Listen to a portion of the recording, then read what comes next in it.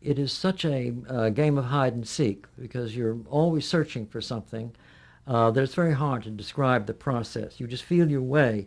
I've always said if I really knew what the process was, that I'd patent it, and we'd all become millionaires. We'd sell it, and everybody would write wonderful plays.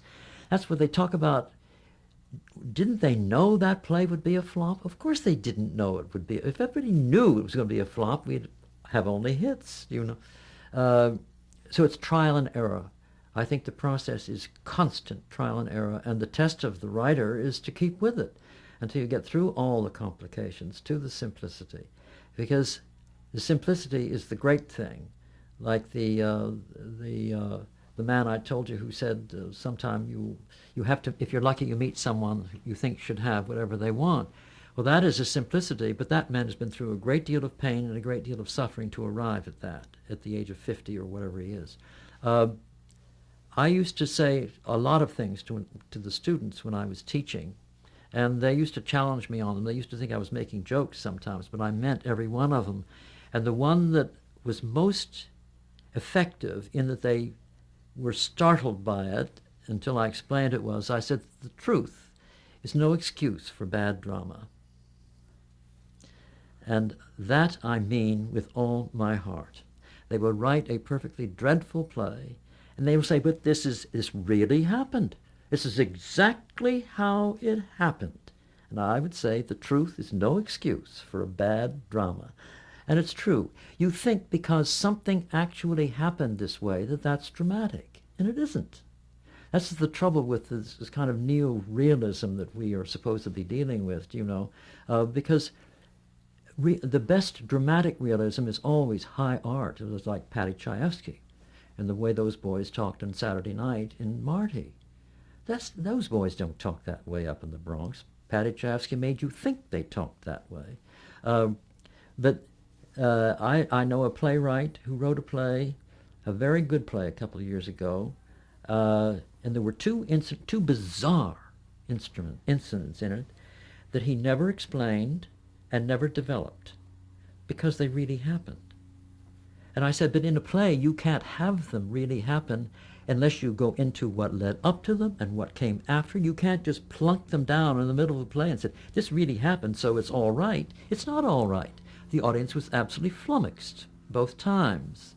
So that relying on that, which many young writers do, they say, oh boy, people will tell you, if you knew my life, oh, you could write a screenplay about my life, and I say, thank you. You write it. But they think because things happened, dramatic writing is an art, if you want. It's making very artificial dialogues and situations seem absolutely real. That's what a good playwright always does. And if he doesn't do that, and says, but it really happened, that's not getting anybody anywhere. But finding the way to do it is a game of, it's a constant search. And I always have to put in all the complications. I would take a scene and I'd think of all the different ways people could say this, and I have to put them all down. And nothing ever happens to me in my head. It only happens on paper. I can think and think and think and think until my brain is numb. But it doesn't happen until I put it on paper. And then it begins to work, and one thing leads to another, another thing leads to another, which is why I have to get to the typewriter always very early, and I have to start putting, if it's nonsense, I have to start putting it down on paper. And I use reams after reams of paper because I've never been able to, I don't want to adjust to a word processor or a computer. I can't do that. So I used a plain old typewriter and lots of paper, and I would tear it out of the typewriter and throw it away if it wasn't what I wanted it to be. And it was just constant doing and redoing until you feel the click. It's kind of like brick and cat in a hot tin roof. What he said about drinking. You feel the click and you know you're all right. But you do hear a click in your head when you know that something you've done is right. And then you look at it and it doesn't fit with anything else. So then you have to decide whether it is right or whether everything else is right. And usually everything else is wrong. So you throw all that and then you proceed with what you found. And this is why it's so slow with me. It's endlessly slow.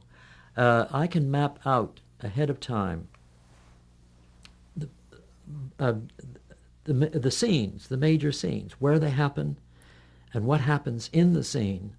But when I get to putting it all on paper, I find, oh, I don't want her to go there. I want her to go here. So she does that. Then I have to do the whole process all over again. But you can't be afraid of doing that. So many writers, inexperienced writers, they think that what they put down is it. And, well, who was it that said writing is not writing, writing is rewriting? But the more rewriting you do on your own, the less you'll have to do with other people, especially with actors. Actors always know a good line when they read one, you know.